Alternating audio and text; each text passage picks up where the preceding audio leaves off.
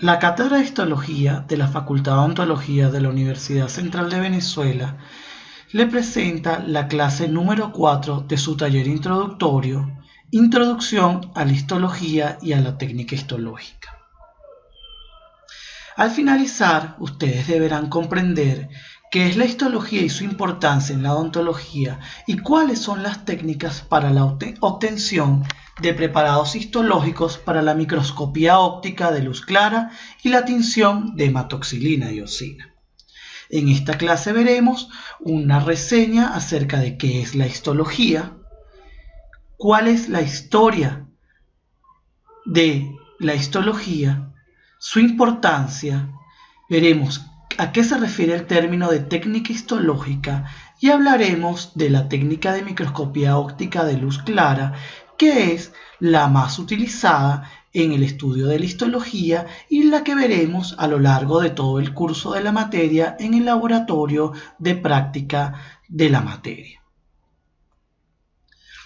Debemos comenzar definiendo la histología como la ciencia que se ocupa de la investigación y el conocimiento de los distintos tejidos que componen al cuerpo humano, cuáles son sus características estructurales y ultraestructurales, y cómo esas características se van a relacionar con la función de esos tejidos dentro del cuerpo humano. Para comprender esto debemos recordar en un tema abordado en su guía de especialización y organización del cuerpo humano, que el cuerpo humano tiene niveles de organización. Es decir, estamos formados por pequeñas estructuras que llamábamos células y que decíamos que era la unidad estructural y funcional del cuerpo humano.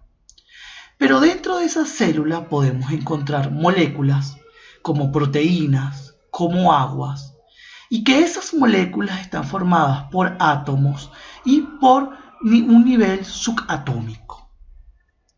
También en su guía se hablaba de que células con características similares se unían para formar tejidos, que esos tejidos se conjugaban para formar órganos y que diferentes órganos forman los sistemas y aparatos de todo el cuerpo humano.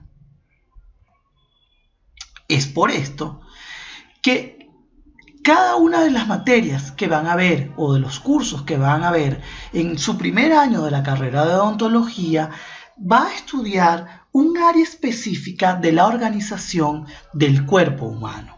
Es así como el nivel molecular, atómico y subatómico es materia de estudio del curso de bioquímica, mientras que cuando nos referimos a histología hablamos de la anatomía microscópica, es decir, de esas características estructurales y ultraestructurales de las células que van a formar los tejidos y órganos de todo el cuerpo humano.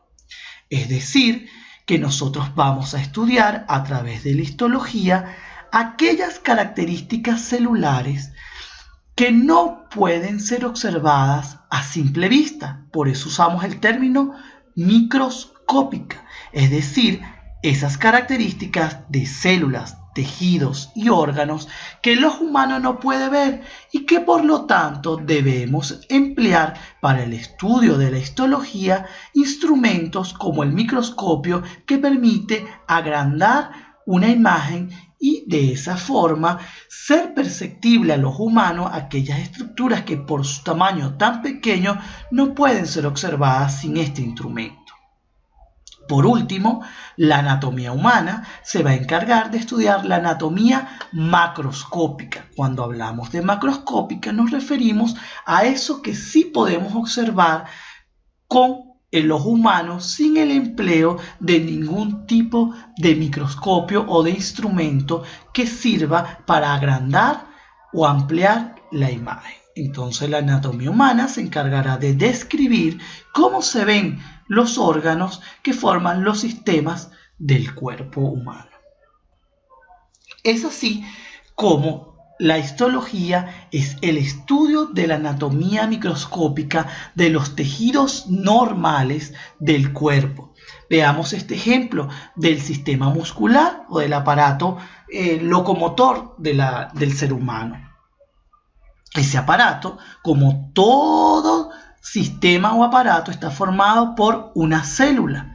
Y el estudio de la histología se encarga de describir cuáles son las características de esa célula, tanto externas en cuanto a su forma, en cuanto a la cantidad de núcleos y la forma de sus núcleos, en cuanto a cómo está constituido internamente esa célula. La histología también se va a encargar de describir cómo esas células se unen para formar tejidos, que es el tejido muscular, cómo se organizan y a su vez cómo esos tejidos se ordenan para formar órganos, es decir, músculos específicos que van a formar parte del sistema o aparato locomotor del cuerpo humano. Esto quiere decir que no solamente la histología se va a referir a describir las características de las células, tejidos y órganos del cuerpo humano, de esas características microscópicas, sino que también va a relacionar esas facultades o propiedades que tiene cada una de las células y tejidos del cuerpo humano con la función que va a cumplir dentro del sistema corporal. Al final, el estudio de la histología se reduce a esto, al análisis de preparados histológicos donde podemos distinguir diferentes tejidos. En este caso, en un corte de piel podemos observar tejidos básicos, como vimos en su guía de especialización, que es el epitelio de revestimiento y el tejido conectivo que se encuentra por debajo. Y se basa básicamente en la descripción de estos preparados histológicos y en su relación con la función que cumple esos tejidos, y en este caso el órgano de la piel, en el cuerpo humano. Por lo tanto, la histología nace junto con la teoría celular. Se habla que el inicio de la histología básicamente se debe o comienza en el siglo XVII, cuando Hooke da o menciona por primera vez la palabra células. Él habla de que existen determinados elementos o pequeñas estructuras que conforman al cuerpo humano y las denomina célula, y con el término célula pues nace de una forma empírica la histología como la ciencia que se va a encargar del estudio de las características de esas células del cuerpo humano. En ese mismo siglo, Malpighi inicia la microscopía, es decir, que inventa el primer microscopio óptico que va a ser utilizado, y ya Lewens, que es muchas veces considerado como el padre de la histología, es el primero en observar pequeños microorganismos a través del microscopio, es decir, que él observa pequeños microorganismos que no son perceptibles a los humanos con el empleo del microscopio. Sin embargo, formalmente el estudio de la histología se inicia en el siglo XIX, cuando Sladen y Virchow postulan la teoría celular, es decir, ellos establecen que todos los organismos vegetales y animales están conformados por pequeñas células que forman la unidad estructural y funcional del cuerpo humano. Y a partir de esa teoría celular es que comienza a profundizarse todo el estudio de esas células, de esos tejidos y órganos del cuerpo humano, y por lo tanto se inicia formalmente el estudio de la histología.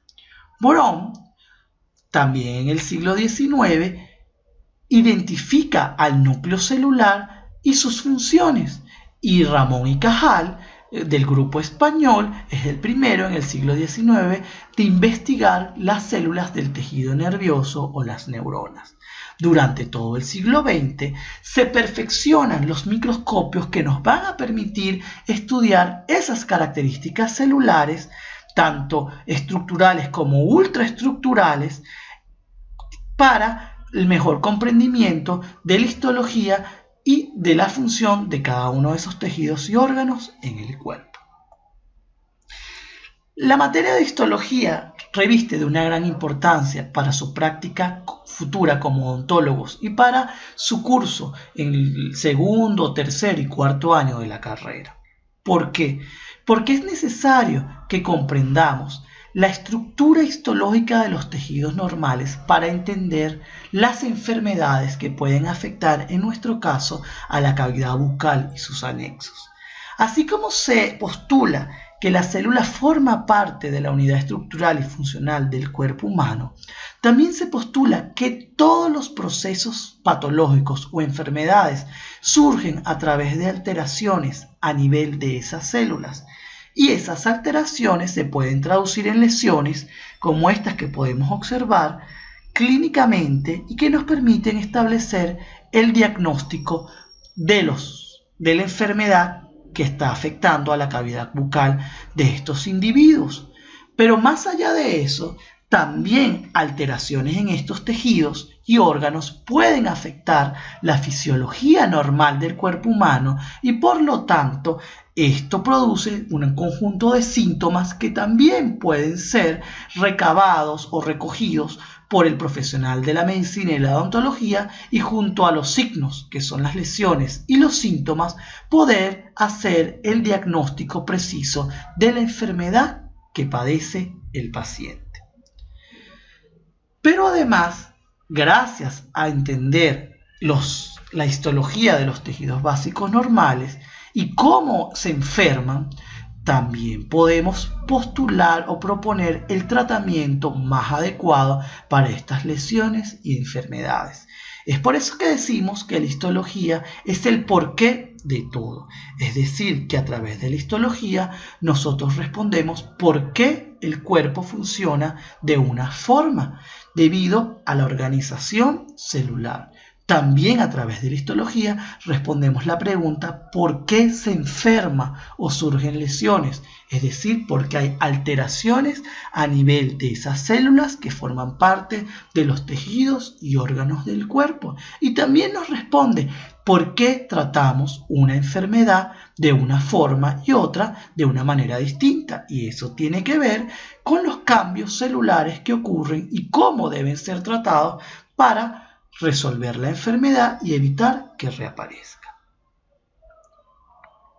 Entonces ya vimos que esa histología se encarga de la anatomía microscópica, de lo que no podemos observar a simple vista.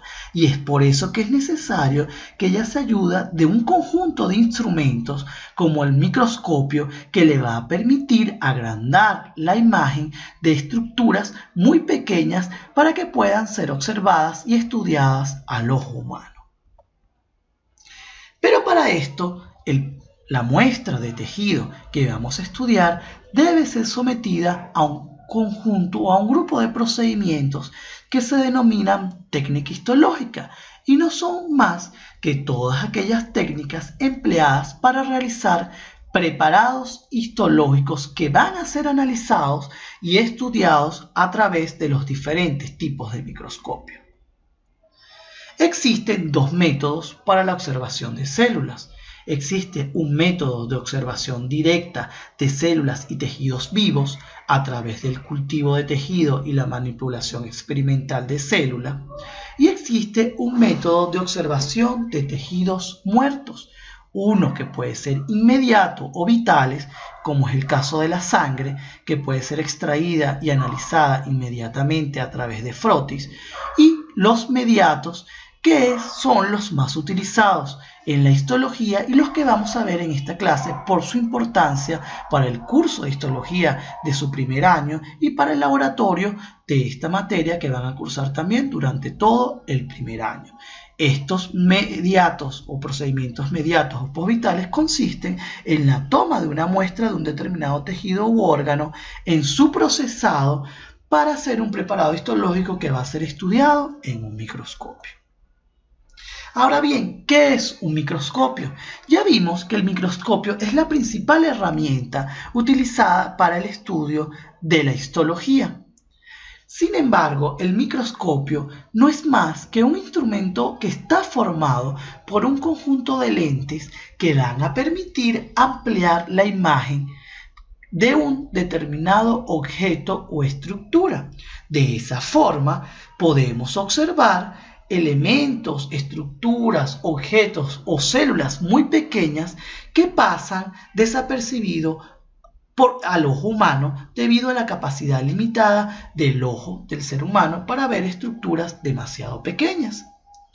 Entonces, imaginémonos que el microscopio es como un gran telescopio que utiliza el astrónomo o el encargado de estudiar todo lo que son las constelaciones para poder ver pequeñas estructuras como planetas, estrellas, que a simple vista no podemos observar.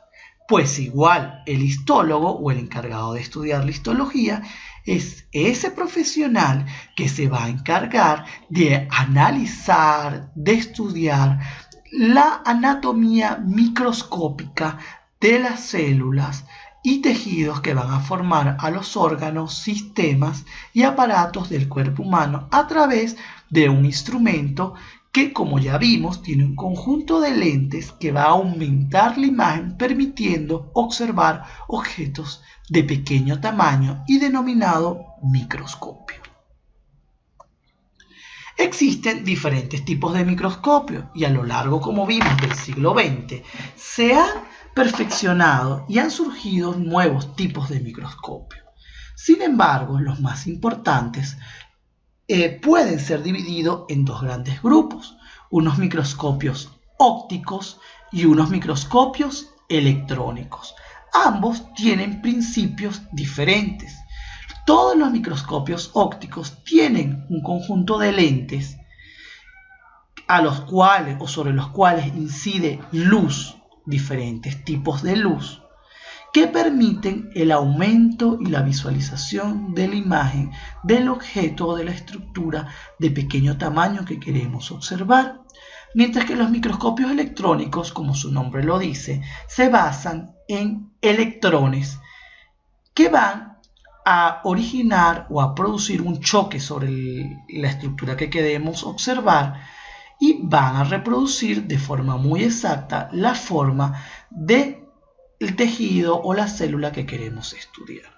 Sin embargo, en esta clase nos enfocaremos en los microscopios ópticos, específicamente en el microscopio óptico de luz clara, que es el que van a utilizar durante la práctica de histología en todo el primer año del curso. Como bien dijimos, cuando hablamos de un microscopio óptico, nos referimos a un instrumento que tiene un conjunto de lentes que permiten el aumento de una imagen y del tamaño de una determinada estructura o tejido que queremos ver. Hablamos de luz clara porque es un microscopio que tiene una fuente de luz muy parecida a los bombillos de nuestra casa. Fíjense bien, tenemos aquí un bombillo de luz blanca o clara, como los de nuestras casas, cuya luz básicamente incide sobre un conjunto de lentes, el lente condensador, el lente objetivo y el lente ocular, que permiten aumentar el tamaño de la imagen y permiten visualizar correctamente la imagen de la estructura que estamos analizando. Ahora veamos cada una o la función de cada uno de estos lentes. Tenemos en primer lugar la fuente de luz clara, que incide sobre un lente condensador. Ese lente condensador, como su nombre lo dice, condensa a toda esa fuente luminosa en un haz, es decir, en un rayo de luz que, como esta flecha, va a incidir directamente sobre la muestra que queremos estudiar y la va a atravesar. Una vez que la atraviesa, llega al lente objetivo, que se va a encargar de aumentar la imagen junto con el lente ocular, que es a través del cual el ojo humano puede observar a la imagen agrandada. Imaginémonos que estamos en un cuarto oscuro. Si entramos en un cuarto totalmente oscuro, no vamos a poder observar ninguna de las estructuras de las camas, de los muebles, de las lámparas, de los accesorios que pueden haber o que puede haber dentro de ese cuarto. Pero ¿qué sucede? Cuando prendemos la luz, es decir, la fuente luminosa, podemos observar todo lo que está dentro de ese cuarto y detallarlo con mucha precisión. Igualmente pasa con el microscopio óptico de luz clara.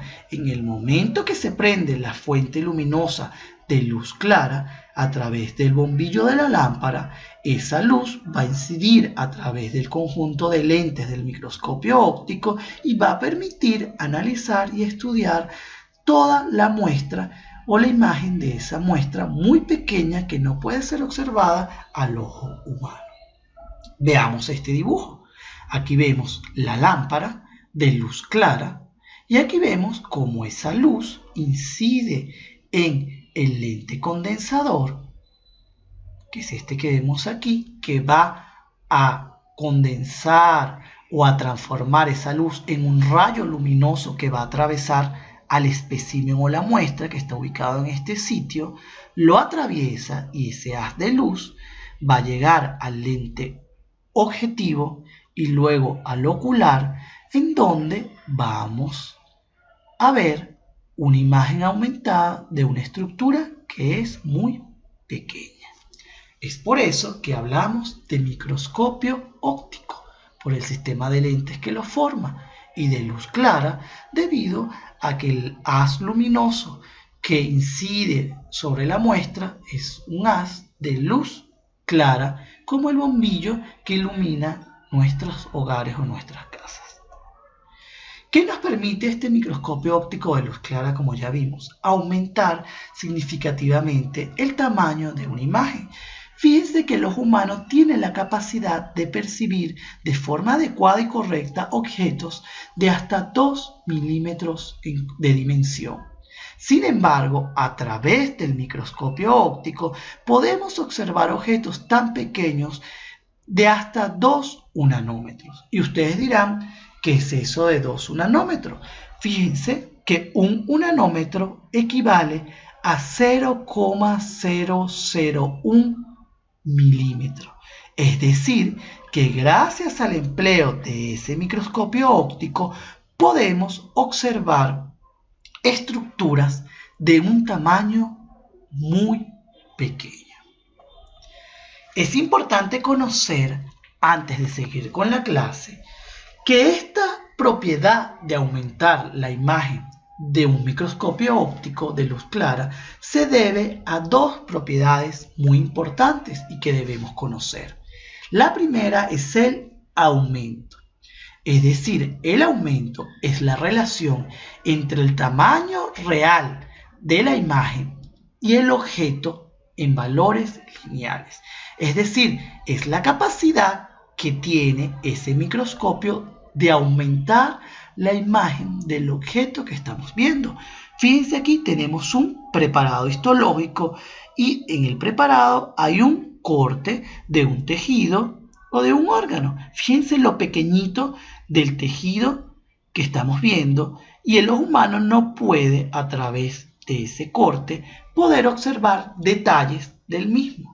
Pero gracias al aumento de la imagen o del tamaño de la imagen proyectada a través del microscopio óptico de luz clara, ya podemos empezar a observar a cada una de las células y estructuras que forman parte de ese tejido o de ese órgano que estamos estudiando. Es por eso que se dice que el aumento es la relación directa entre el tamaño real de la estructura que estamos observando y el tamaño de la imagen que vemos a través del microscopio. ¿Qué parte del microscopio se encarga del aumento de la imagen? Pues 2 sistemas de lentes, que ya vimos que hay varios sistemas de lentes formando parte del microscopio. Sin embargo, los lentes encargados del aumento de la imagen son estos que vemos aquí y que se denominan objetivos. Estos lentes objetivos son los encargados del aumento de la imagen junto con el lente ocular que vemos en la parte superior, en donde colocamos nuestro ojo para poder observar la imagen. Entonces, el sistema de lentes del microscopio óptico de luz clara encargado del aumento de la imagen son los objetivos y los lentes oculares. Pueden haber 4 tipos de objetivos, de acuerdo a la capacidad de aumentar la imagen, y se denominan como 4X, 10X, 40X y en algunos microscopios 100X. Quiere decir que 4X, el objetivo tiene la capacidad de aumentar 4 veces más el tamaño de la imagen o del objeto que estamos estudiando. 10 quiere decir que el microscopio o el lente objetivo tiene la capacidad de aumentar 10 veces el tamaño del objeto que estamos viendo. 40, el lente objetivo tiene la capacidad de aumentar 40 veces más el tamaño del tejido o de la célula que estamos estudiando. Y 100X quiere decir que el objetivo tiene la capacidad de aumentar 100 veces el tamaño de esa estructura que estamos estudiando. Es decir, que el objetivo de 4 es el que menos aumenta el tamaño de la imagen y el de 100X es el que tiene la mayor capacidad de aumento de la imagen. Y fíjense cómo podemos ver que un mismo microscopio puede tener 3 o 4 objetivos, 4X, 10X, 40X y los más sofisticados 100X, y el estudiante y el encargado de estudiar la histología puede utilizar cada uno de esos objetivos de acuerdo a cómo quiere ver o al tamaño a cómo quiere ver la estructura o el tejido que está analizando. Sin embargo, hablamos que el aumento no solamente se debe al objetivo, sino que también hay un lente que era el ocular, que permitía el aumento de la imagen y lo aumenta aproximadamente 10 veces el tamaño real de la imagen. Es por eso que se dice que el aumento real se calcula multiplicando el objetivo que estamos utilizando por 10.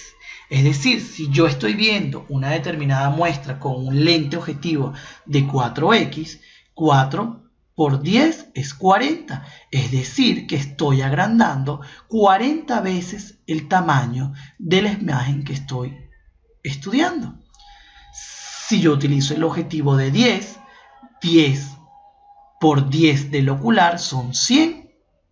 Y eso significa que estamos agrandando 100 veces el tamaño de las células que analizamos.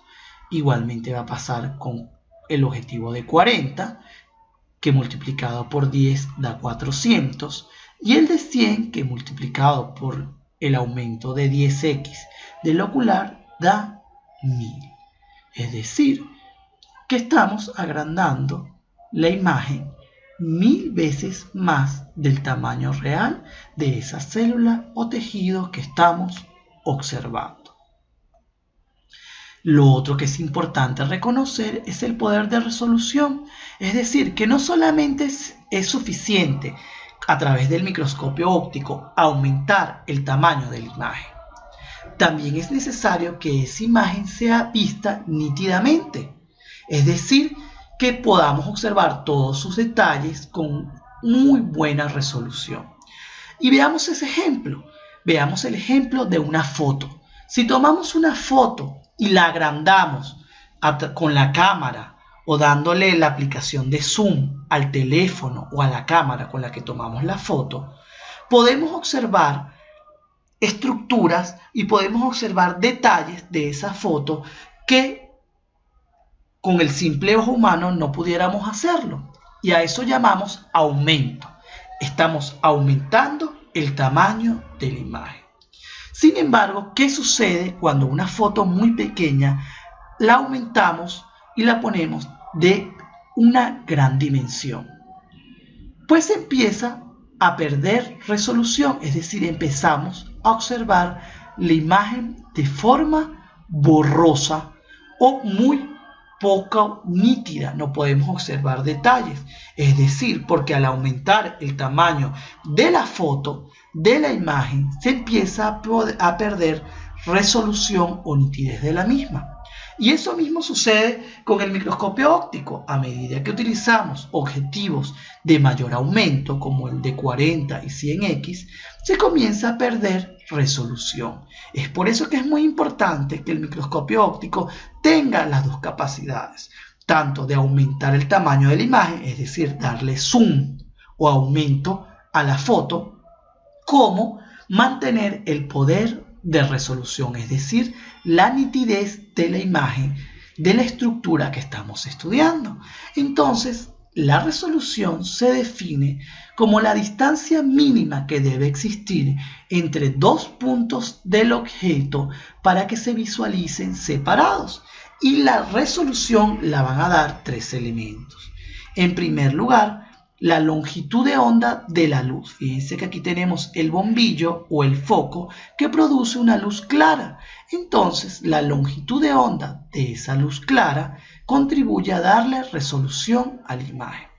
El condensador que habíamos hablado, que es esta estructura que vemos aquí, que se encarga de concentrar o condensar esa luz o ese haz luminoso y transformarlo en un haz que va a incidir directamente sobre la muestra y que también tiene que ver en el poder de resolución del microscopio, y por supuesto los lentes objetivos, que son estos que observamos, que además de aumentar la imagen también le van a dar nitidez o resolución a la misma.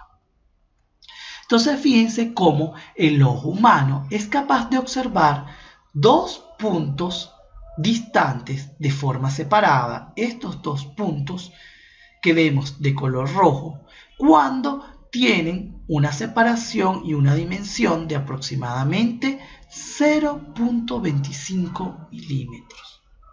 Sin embargo, el microscopio óptico permite separar puntos de hasta 0.25 nanómetros de separación.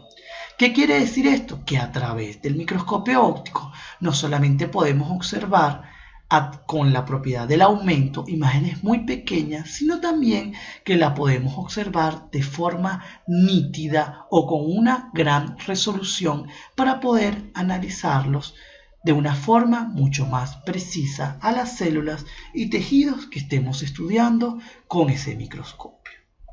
Entonces, es así como a través del microscopio óptico de luz clara, los encargados del estudio de la histología pueden observar estructuras que no podemos percibir con el simple ojo humano.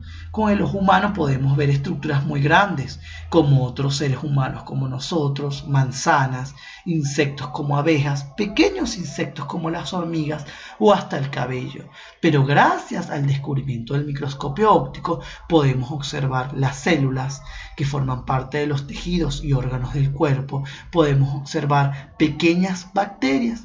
Y como vamos a ver luego en nuestra primera clase de histología de su curso de primer año, van a existir y fueron desarrollados a lo largo del siglo XX nuevos microscopios como el microscopio electrónico que tienen un mayor poder de aumento y resolución, y por lo tanto a través de él podemos ver estructuras aún mucho más pequeñas que no pueden ser estudiadas a través del microscopio óptico.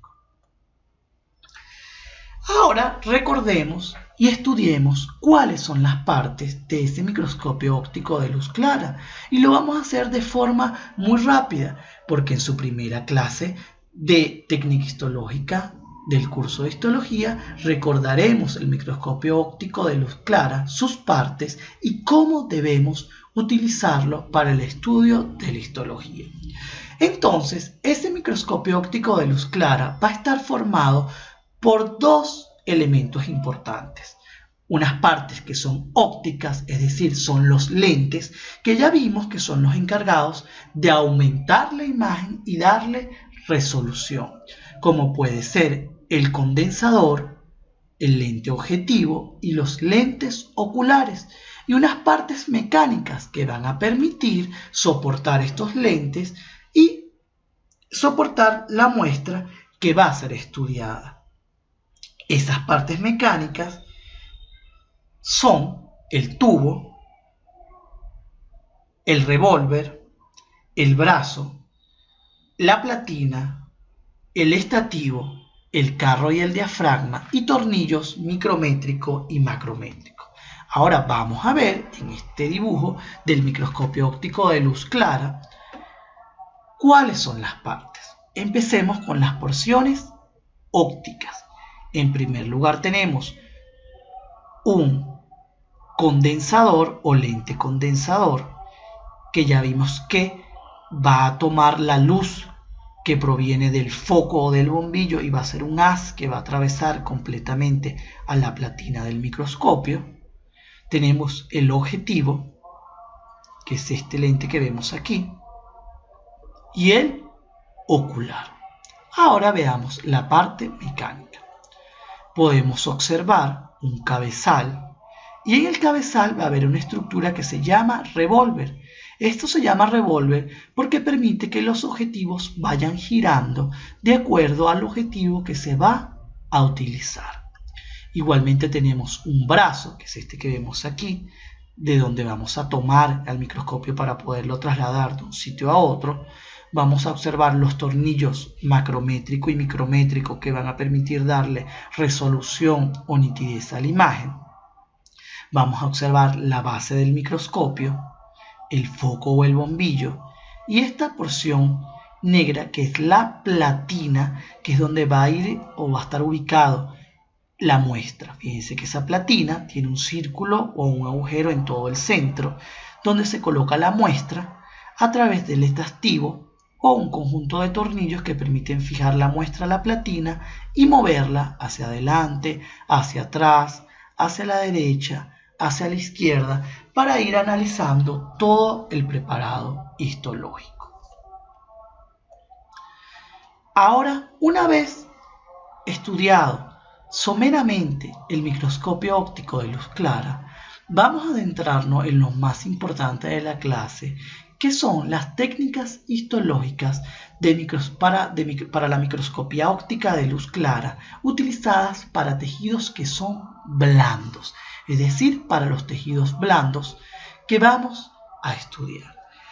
Ya hablamos de que las técnicas histológicas son un conjunto de técnicas que son empleadas para transformar esa muestra de ese tejido, en este caso de la mucosa bucal o de la cavidad bucal, que son tomados a través de un procedimiento que se denomina biopsia, que vemos aquí.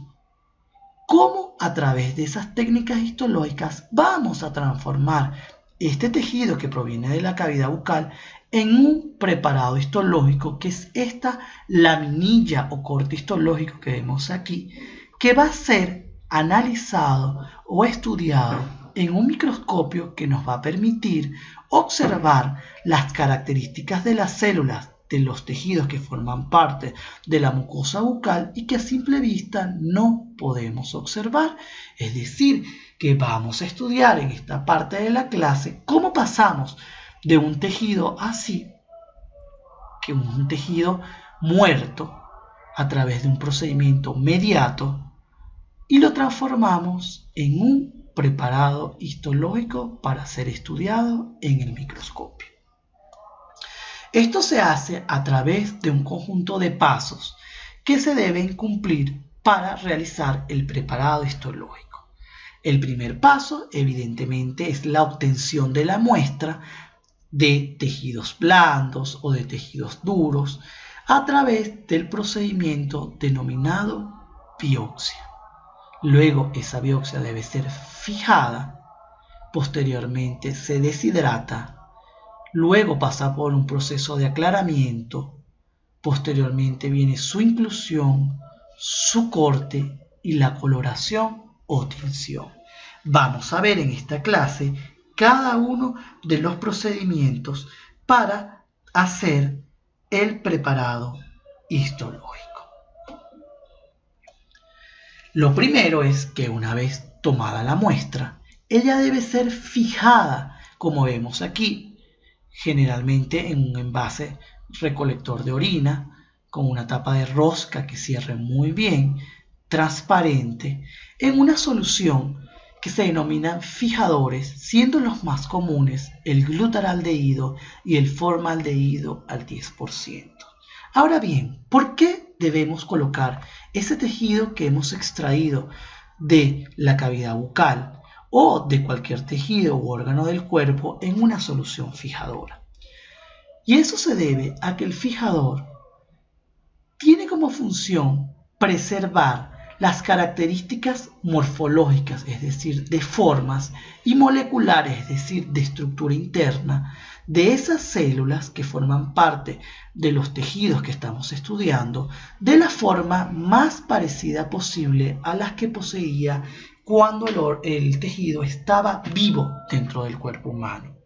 Es decir, que si nosotros vamos a estudiar a través del microscopio un determinado tejido o un determinado órgano que fue extraído del cuerpo humano, nosotros necesitamos colocarlo dentro de una sustancia que es denominada fijador y que tiene la función de mantener las características de esas células y tejidos lo más parecido posible a las que ellas tenían antes de ser extraídas del cuerpo humano.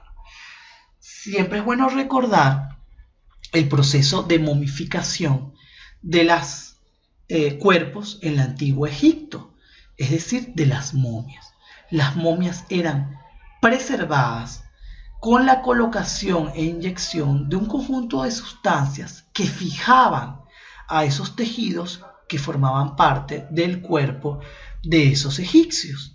¿Para qué? Para tratar de preservar esas características del cuerpo humano lo más parecida posible a las que ese individuo tenía antes de morir. Entonces, eso es lo que va a hacer el fijador. Va a ser una especie de momificación de esos tejidos y órganos que fueron extraídos del cuerpo humano para evitar que se alteren a través de los procesos normales de la muerte celular las características morfológicas y estructurales de esas células y tejidos que vamos a estudiar con el microscopio. Es por eso que los fijadores protegen a la muestra de los ataques bacterianos, evitan la autólisis, es decir, la destrucción del tejido como proceso normal de la muerte celular, insolubilizan los elementos solubles, es decir, las proteínas o las moléculas que forman parte de esa célula, evita distorsiones y retracciones celulares o tisulares, es decir, cambios en la forma o el tamaño de esas células y los tejidos, y penetrar al tejido sin realizar ningún cambio en la composición de él. ¿Qué características debe tener el fijador ideal? Debe tener una alta velocidad de penetración y de fijación. Debe endurecer levemente la muestra que va a ser cortada posteriormente. Debe ser de fácil manipulación. Como vimos, no debe alterar la estructura celular y por lo tanto no debe disolver los componentes celulares y debe ser de fácil acceso y económico. ¿Qué criterios debemos obtener o debemos tomar en cuenta para obtener una buena fijación? En primer lugar, las muestras de tejido no deben exceder los 0.5 milímetros. Sin embargo, esto no siempre se puede cumplir porque va a depender del tamaño del órgano o del tejido que estemos estudiando. Lo segundo es que cuando colocamos la muestra a estudiar en un envase con el fijador, debe haber 20 veces el volumen del fijador con respecto al tamaño del órgano. Es decir, que la cantidad de líquido fijador debe ser 20 veces más que el tamaño de la muestra para asegurarnos que debe estar bien fijada. Entonces, la muestra debe ser lo más pequeña posible, si es necesario o si es posible hacerlo no mayor de 0.5 milímetros, y debe colocarse en un volumen de fijador 20 veces más el tamaño de la muestra que vamos a estudiar. Además, el fijador debe tener un pH fisiológico, no debe excederse gran cantidad de tiempo la muestra dentro del fijador sin ser procesada y la temperatura ideal para fijar la muestra es de 4 grados centígrados.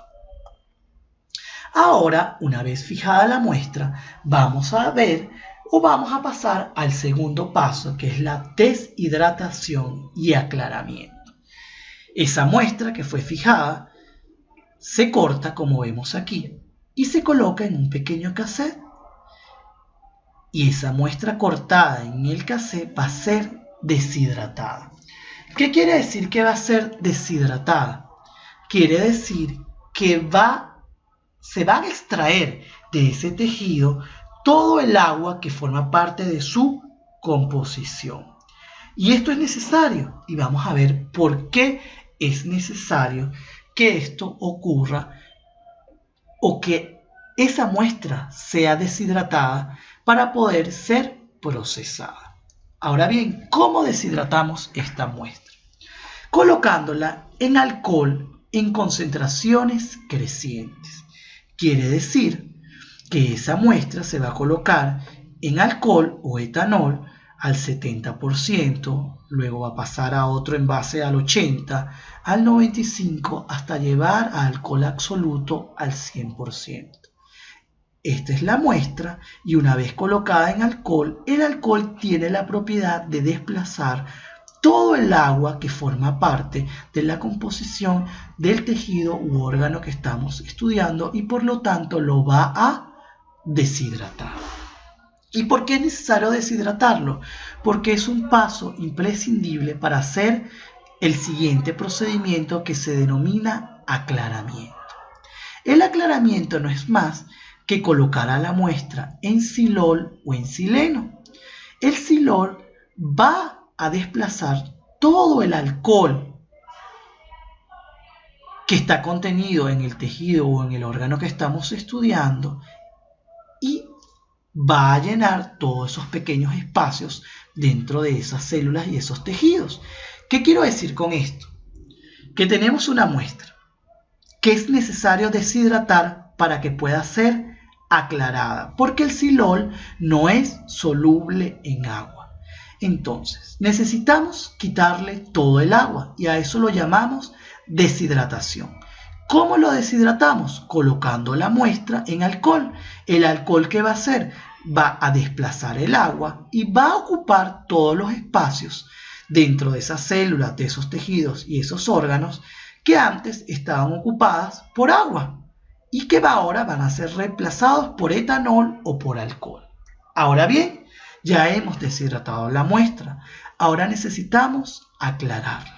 Simple y llanamente vamos a colocar la muestra en silol, que sí es soluble en alcohol, y el silol lo que va a hacer es desplazar todo el alcohol o etanol que está contenido en ese tejido y por lo tanto va a ocupar los espacios dentro de ese órgano que estaban contenidos o que estaban llenos de alcohol y anteriormente de agua.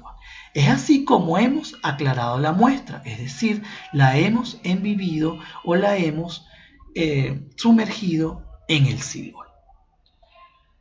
Pero ahora, ¿qué necesitamos hacer? Necesitamos incluir a la muestra.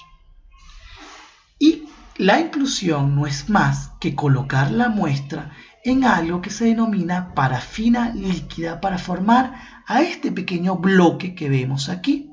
Y la parafina líquida no es más que un material similar o idéntico a la vela. ¿Qué sucede con la vela o con la esperma de la vela cuando le aplicamos calor? Se derrite y se hace fluida. ¿Y qué sucede cuando se enfría? Ella se endurece y forma una estructura que, si bien es cierto es dura, puede ser cortada fácilmente.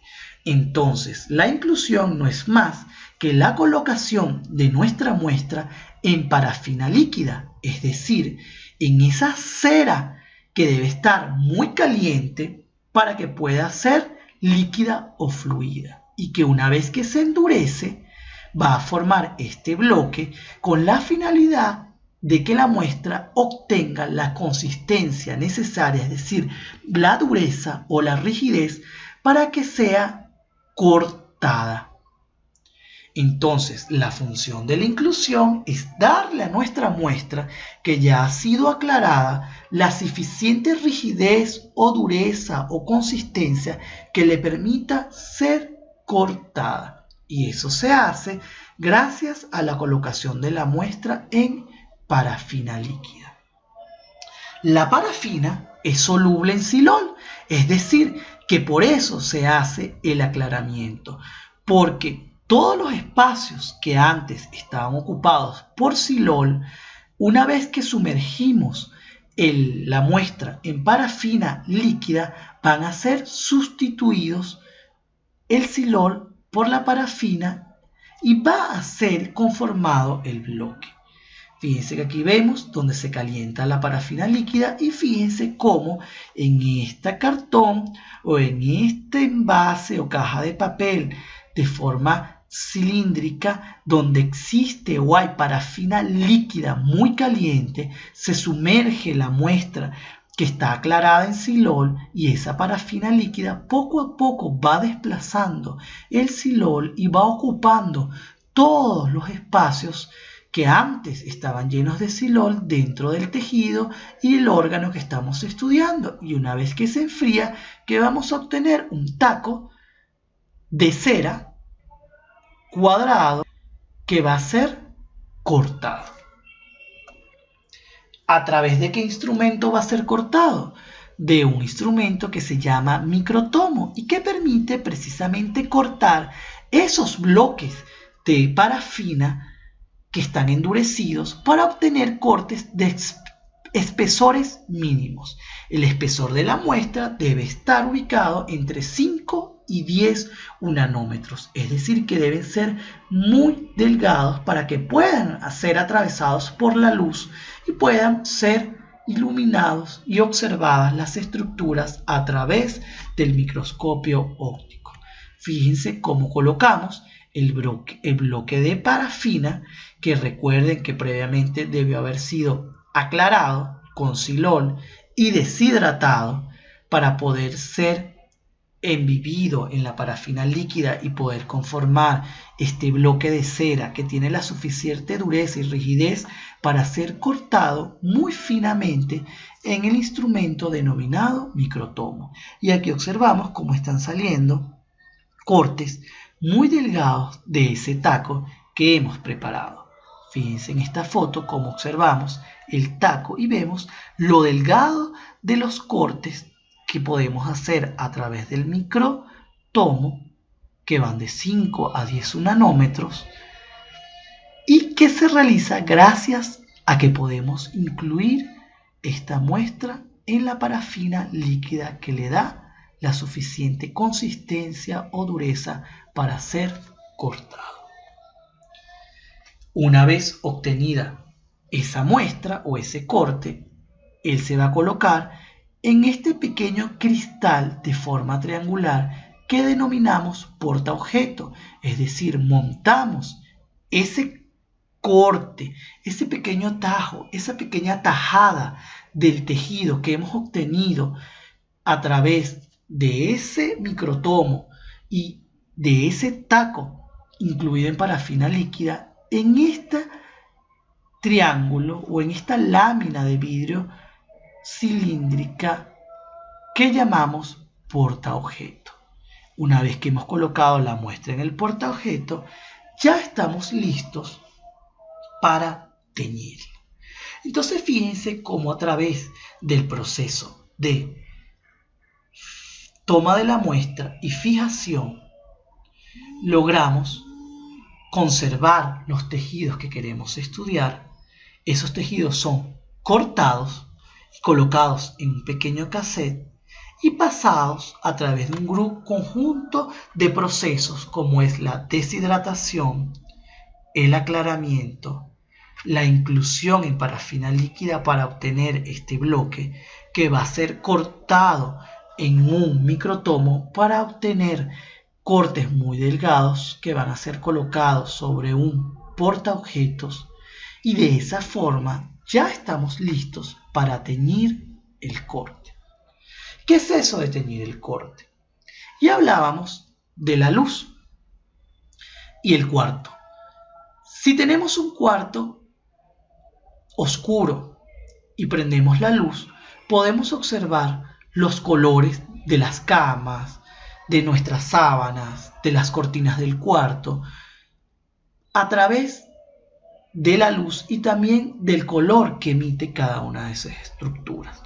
Los cortes histológicos deben ser teñidos, es decir, deben ser coloreados con diferentes tinciones o colorantes que destaquen distintas estructuras de las células y de los tejidos. Es decir, que ese cuarto, que en un principio no solamente está oscuro, sino que todo es blanco y negro, además de ser iluminado con la luz del microscopio, debe ser teñido y coloreado.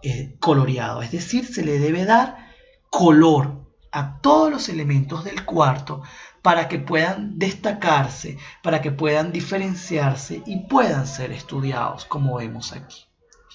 Pero, ¿cómo debemos hacer la coloración o la tinción? Lo primero que debemos recordar es que los colorantes que se usan son solubles en soluciones acuosas, es decir, en aguas.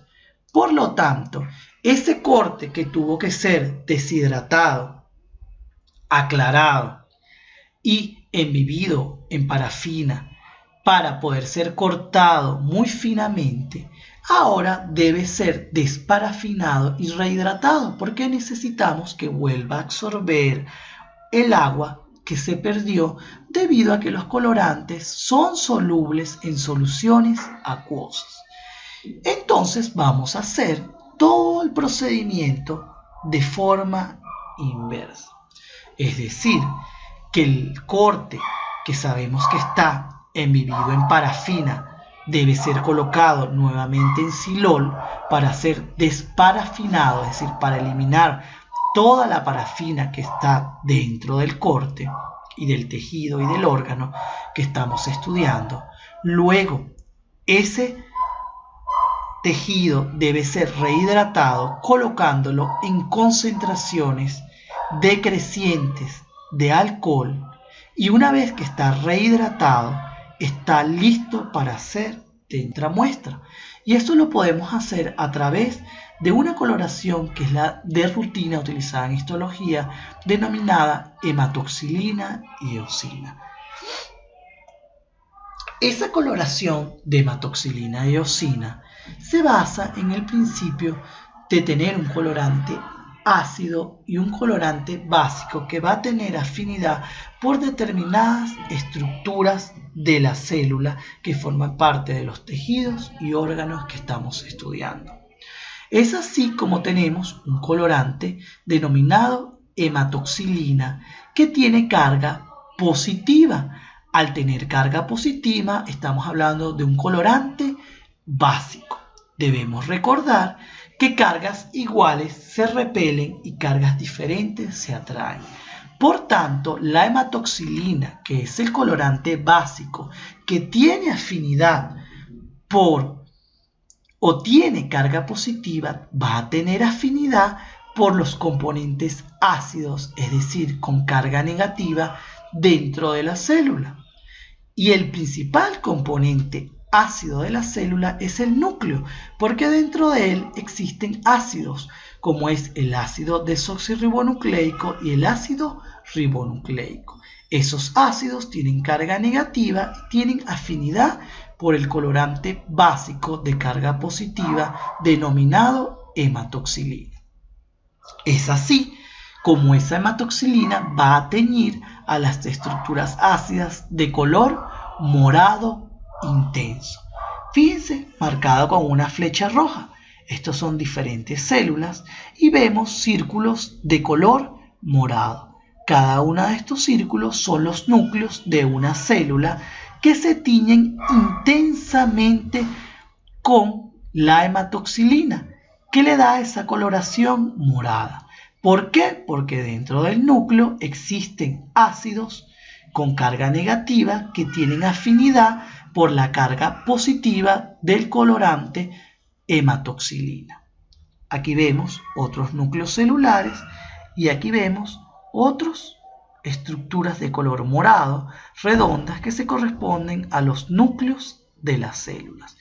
Es así como se denomina basofilia a la capacidad que tienen ciertas estructuras de la célula que forman parte de los tejidos y órganos por el colorante básico o por la hematoxilina. Y por eso se llama basófilo, porque es un tejido que tiene afinidad por el colorante básico, que en este caso es la hematoxilina, y que va a teñir a todo de color morado.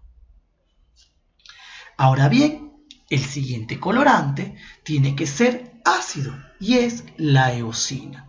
Así como hay un colorante básico, la hematoxilina, tenemos a un colorante ácido que se denomina eosina y es ácido porque tiene carga negativa o también llamamos aniónica y va a tener afinidad entonces por componentes celulares que tienen carga positiva que encontramos principalmente en el citoplasma, donde hay gran cantidad de proteínas básicas que tienen afinidad por el colorante ácido que es la eosina y que tiñe las estructuras de color rosado.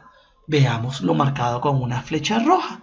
Aquí podemos ver esta porción de la célula de color rosado que es el citoplasma de la célula, que como vimos es rico en proteínas que son estructuras o moléculas básicas de carga positiva que tienen afinidad por el colorante ácido que es la eosina y que lo tiñe de color rosado. Aquí vemos una gruesa capa de algo que llamamos queratina, que es una proteína que podemos encontrar en la piel y en la mucosa bucal de color rosado. Y aquí vemos otra porción del citoplasma de estas células de color rosado. Entonces, denominamos eosinofilia a la capacidad que tienen ciertos componentes celulares y de los tejidos para teñirse con el colorante ácido o la eosina. También podemos llamarlo acidofilia o acidófilo. Y adquieren un color rosado, como vemos aquí. Entonces, para resumir, la coloración de hematoxilina y eosina se basa en colocarle a esa muestra que hemos preparado un colorante básico que va a ser la hematoxilina y un colorante ácido que va a ser la eosina para que tiña diferentes estructuras celulares y a través de ese contraste de colores podamos analizarlas y podamos verlas. En primer lugar, tenemos que recordar entonces que existe un colorante ácido, que en este caso es la eosina, porque tiene carga aniónica o negativa, y que ese colorante ácido tiene afinidad por estructuras dentro de la célula que son básicas, es decir, que tienen carga positiva, y que dijimos que principalmente las encontramos en el citoplasma en forma de proteínas y que van a adquirir un color rosado como este que observamos aquí y que llamamos eosinofilia o acidofilia a la capacidad que tiene esa porción celular o elementos o porciones de ciertos tejidos y órganos de teñirse o de colorearse con el colorante ácido. Pero también tenemos un colorante básico que era la hematoxilina y que tenía carga positiva y que por lo tanto tenía afinidad por estructuras ácidas dentro de la célula, siendo la más común el núcleo celular porque ahí está contenido el ADN y el ARN de la célula y que la iba a teñir de un color intensamente morado como lo vemos marcados en este círculo de color rojo. Entonces hablábamos de basofilia a la capacidad que tienen ciertas partes de la célula, como el núcleo celular, o de tejidos y órganos, de teñirse con el colorante básico. Es así como ya hemos coloreado nuestra muestra con la hematoxilina y eosina para poder ser observada al microscopio. Es decir, que a ese cuarto donde todo estaba en blanco y negro le hemos imprimido color. Le hemos imprimido color rosado a algunas estructuras de ese cuarto y morado a otras para poder destacarlas, para poder observarlas, compararlas y analizarlas. Ahora solo nos falta cubrir a esa muestra en un proceso que también se denomina montaje y que a través de él vamos a colocar en nuestra muestra de estudio una pequeña porción de un elemento que llamamos cubre objeto y que, como su nombre lo dice, va a cubrir a la muestra que ya fue preparada y fue teñida. Entonces, esta pequeña porción de tejido o de vidrio que es triangular y que se coloca sobre la muestra que ya fue teñida, se denomina cubreobjeto, y es importante hacerlo porque a través de ese cubreobjeto mantenemos a nuestra muestra protegida, la podemos almacenar y observar con el microscopio infinidad de veces sin que sea dañada o sin que se deteriore por el tiempo o por el uso. Entonces fíjense que el de abajo, esa porción de cristal larga y cilíndrica, la llamamos portaobjeto, que es donde colocamos la muestra que fue preparada histológicamente y cortada. Luego la teñimos y posterior a la tinción vamos a cubrirla con un cubreobjeto. Colocamos unas gotas de un bálsamo que se llama bálsamo de Canadá y sobre eso colocamos esta pequeña porción de cristal cuadrada o cilíndrica sobre la muestra para protegerla, y ahora sí ya tenemos a nuestro corte histológico. Ya hemos visto cómo se prepara un tejido blando para ser analizado y estudiado con el microscopio óptico de luz clara. Pero ahora debemos ver cómo se preparan los tejidos duros, es decir, el hueso o las estructuras dentales, que tienen una consistencia o una dureza mayor que los tejidos blandos, como pueden ser la piel o la mucosa bucal. Fíjense que existen dos técnicas para preparar tejidos duros. Aquí vemos huesos o porciones de tejido óseo y pueden ser preparadas a través de una técnica que se denomina desgaste. En él, ese hueso es desgastado, como dice el nombre, a través de lijas o recortadores para conservar la estructura inorgánica del hueso, es decir, la estructura dura, lo que conforma a esa masa mineral del tejido óseo. Y posteriormente, ese tejido óseo que ha sido desgastado puede ser observado al seco, al microscopio óptico de luz clara, o en algunos casos puede ser impregnado. Es muy importante que no estamos utilizando el término teñido o coloreado, porque aquí no se está tiñendo ninguna estructura ni coloreando, sino que simplemente cuando el tejido óseo se desgasta a través de lijas o recortadores, se mantiene, como bien dijimos, la estructura dura o inorgánica del hueso, pero se pierde la estructura orgánica o blanda, como son las células, estas que vemos de color negro. Y simplemente el colorante lo que va a hacer es impregnar al tejido óseo, es decir, ocupar un espacio que estaba vacío, que al estar vacío se ve de color blanco, pero al impregnarse con un colorante que puede ser la violeta de Dalia se va a ver de color violeta o negro. Veamos en el corte histológico. Vamos a ver estas estructuras que pueden ser ovaladas o alargadas, como pequeñas líneas de color negro o violeta oscuro. Esos son los espacios donde anteriormente habían células que formaban parte de ese hueso o ese tejido óseo. Cuando ese tejido fue desgastado, las células murieron, se degeneraron y quedaron estos espacios vacíos.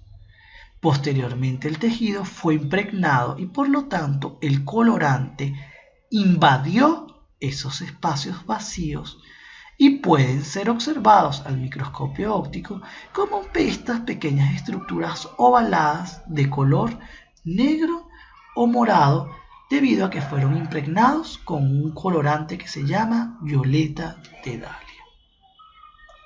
La segunda técnica es la técnica de descalcificación.